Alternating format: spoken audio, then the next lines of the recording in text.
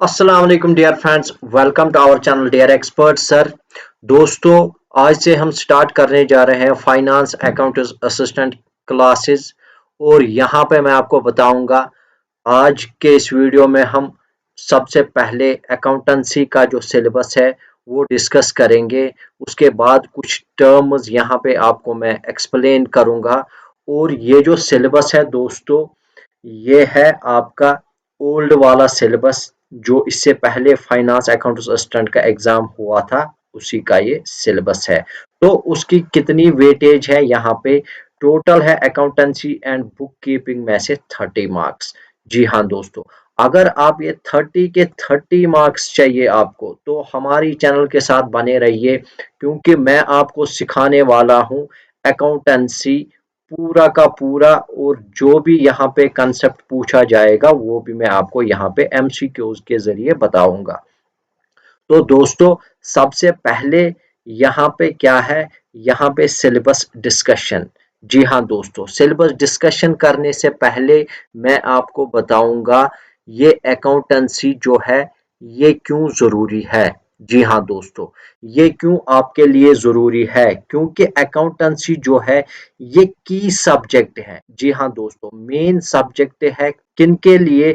Finance accounts assistant के aspirants के लिए। जब इस पोस्ट में आपकी सिलेक्शन हो जाएगी, उसके बाद आपको गवर्नमेंट रिकॉर्ड जो है फाइनेंशियल रिकॉर्ड्स मेंटेन करने हैं यहाँ पे, तभी जाके आपको अकाउंटेंसी में बेसिक कंसेप्ट्स आपके पूछे जाएंगे। वो जो अकाउंटेंसी है, अकाउंटेंसी में क्या क्या आता है? Recording, classifying, summarising and interpreting the financial transaction. जी हाँ दोस्तों, पहले इसमें रिकॉर्ड किया जाता है। रिकॉर्ड क्या किया जाता है? रिकॉर्ड मॉनेटरी ट्रांजैक्शंस किए जाते हैं, यानी जो भी आप लेन देन करोगे वो सिर्फ पैसे में होगा, वही आप यहाँ पे रिकॉर्ड करोगे। उसके बाद जब आपने रिकॉर्ड किया, उसके बाद क्लासिफाई करोगे। जी हाँ दोस्तों, क्लासिफाई कैसे करोगे आप? यानी डेबिट में कौन सा अकाउंट आएगा और क्रेडिट जो है कौन सा अकाउंट करना है, तो इसको बोलते हैं क्लासिफाइंग। क्लासिफाइंग किस में किया जाता है? आपका लेजर में। जी हाँ दोस्तों, ये हम इन डिटेल पढ़ेंगे आगे। फिलहाल आप जो है छोटी छोटी चीजों को यहाँ पे ये याद रखिएगा, यही चीजें आगे बड़ी बनेगी। यानी ये लेजर जो है ये हमें एक्सप्लेन करना है पूरा, ये लेजर क्या है, इसमें क्या होता है, वो हम आगे पढ़ेंगे।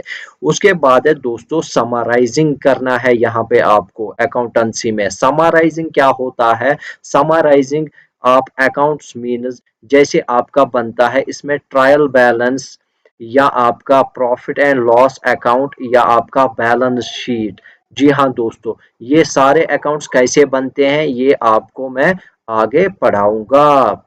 उसके बाद है दोस्तों इंटरप्रेटिंग। जी हाँ दोस्तों, जब आपने ये पूरा बनाया यानी बैलेंस शीट तक आपने कंप्लीट किया, क्योंकि बैलेंस शीट दिखाता है आपका फाइनेंशियल पोजीशन। जी हाँ दोस्तों, फाइनेंशियल पोजीशन आपका जो है बैलेंस शीट दिखाता है। बैलेंस शीट तक जब आप बनाओगे, उसके बाद आपको ये इंटरप्रेट करना है। जी हाँ दोस्तों, यानी एज एन अकाउंटेंट आपको क्रेडिटर्स भी आपसे इंफॉर्मेशन मांगेंगे, आपके एम्प्लॉयज भी आपसे इंफॉर्मेशन मांग सकते हैं, और आपके ओनर भी आपसे इंफॉर्मेशन मांग सकते हैं। तो उनको इंटरप्रेट करना है कि कहाँ पे क्या हुआ है। तो ये एक सिस्टमेटिक वे होता है एक ऑर्गेनाइजेशन का, कोई भी जो ट्रांजैक्शन है रिकॉर्ड या ट्रैक करने के लिए। तो फा एस्पायरेंट्स के लिए यहाँ पे क्या बनता है? फा एस्पायरेंट्स को यहाँ पे बेसिक अकाउंटिंग टर्म्स का यहाँ पे ध्यान देना बहुत जरूरी है। उसमें से क्वेश्चन आ सकते हैं, जर्नल एंट्रीज में से क्वेश्चन आ सकते हैं, लेजर पोस्टिंग में से, और आपका ट्रायल बैलेंस के बारे में पूछा जाएगा, cash book, bank reconciliation statement, depreciation, rectification of errors, और जो फाइनल अकाउंट्स है वो कैसे बनते हैं, वो सारा कुछ आपसे पूछा जाएगा यहाँ पे। यानी कुछ भी इनमें से इन टॉपिक में से पूछा जाएगा। तो दोस्तों, सिलेबस में क्या दिया हुआ है, हमें अकॉर्डिंग टू सिलेबस चलना है। ये जो सिलेबस है ये बिल्कुल ऐसे ही रहने वाला है, लेकिन कुछ एडिशन या डिलीशन देखने को मिल सकता है। लेकिन आम तौर पे जो है सिलेबस जो इससे पहले पूछा गया फॉर्म है, यही सिलेबस आपको यहाँ पे भी पूछा जाएगा, क्योंकि ये बेसिक है तो बेसिक्स आपको स्ट्रॉन्ग करने हैं। सबसे पहला जो टॉपिक है अकाउंटेंसी एंड बुक कीपिंग में, वो है आपका introduction to financial accounting and its terms. Financial accounting क्या होती है, इनमें जो है टर्म्स क्या क्या कौन कौन सी आती है, क्रेडिट क्या होता है, डेबिट क्या होता है, ट्रांजैक्शन क्या होती है, तो ये सब आपको यहाँ पे सिखाया जाएगा। उसके बाद है अकाउंटिंग इक्वेशन एंड जर्नल। जी हाँ दोस्तों, अकाउंटिंग इक्वेशन क्या होती है, जैसे assets is equal to liabilities plus capital, इसको डिटेल में पढ़ेंगे हम, और जर्नल को भी डिटेल में आगे पढ़ेंगे। उसके बाद है दोस्तों voucher approach in accounting. Voucher approach में से आपको पूछा जाएगा, मान लो कि 1 मार्क्स, तो टाइप्स ऑफ वोचर्स वगैरह आपको इसमें पढ़ने हैं। उसके बाद है बैंक रिकॉन्सिलेशन स्टेटमेंट। जी हाँ दोस्तों, बैंक रिकॉन्सिलेशन स्टेटमेंट के बारे में आपको पता ही होगा, कौन बनाता है ये बनाता है आपका कस्टमर। जी हाँ दोस्तों, आप बनाते हो ये बैंक रिकॉन्सिलेशन स्टेटमेंट, तो ये क्या होता है वो भी आगे पढ़ेंगे डिटेल में। उसके बाद है फाइनेंशियल मैनेजमेंट या स्टेटमेंट्स, तो फाइनेंशियल मैनेजमेंट या स्टेटमेंट्स क्या होता है वो पढ़ेंगे। उसके बाद है पार्टनरशिप अकाउंट्स, पार्टनरशिप कितने किस्म की होती है और कौन कौन सा अकाउंट बनता है, ये सारा कुछ आपको सिखाया जाएगा। उसके बाद है लेजर अकाउंट्स। जी हाँ दोस्तों, लेजर अकाउंट्स यानी क्लासिफिकेशन जिसमें होती है, ये सब आपको यहाँ पे सिखाया जाएगा। उसके बाद है कैश बुक या फाइनेंशियल ऑडिट। कैश बुक में से क्वेश्चन पूछा जाएगा, और आपका फाइनेंशियल ऑडिट में क्वेश्चन पूरा आपको स्टेप बाय स्टेप प्लानिंग से लेके एंड तक यहाँ पे आपको फाइनेंशियल ऑडिट सिखाया जाएगा। उसके बाद है elements of double entry book keeping. जी हाँ दोस्तों, elements of double entry book keeping means यहाँ पे आपको जो भी हम आज के ज़माने में अकाउंटिंग करते हैं वो आपका डबल एंट्री सिस्टम पे बेस्ड है। तो ये डबल एंट्री सिस्टम क्या होता है ये सब कुछ सिखाया जाएगा। उसके बाद है ट्रायल बैलेंस। जी हाँ दोस्तों, ट्रायल बैलेंस किसको बोलते हैं, डेबिट किस साइड कौन सा अकाउंट होगा और क्रेडिट साइड में कौन सा अकाउंट आएगा। में अकाउंट्स जो है यहाँ पे बैलेंस किए जाते हैं, वो यानी समराइज किए जाते हैं। उसके बाद है दोस्तों आपका ट्रेडिंग अकाउंट। जी हाँ दोस्तों, टॉपिक नंबर 11 जो है वो ट्रेडिंग अकाउंट के बारे में, वो भी सिखाया जाएगा। तो उसके बाद है दोस्तों यहाँ पे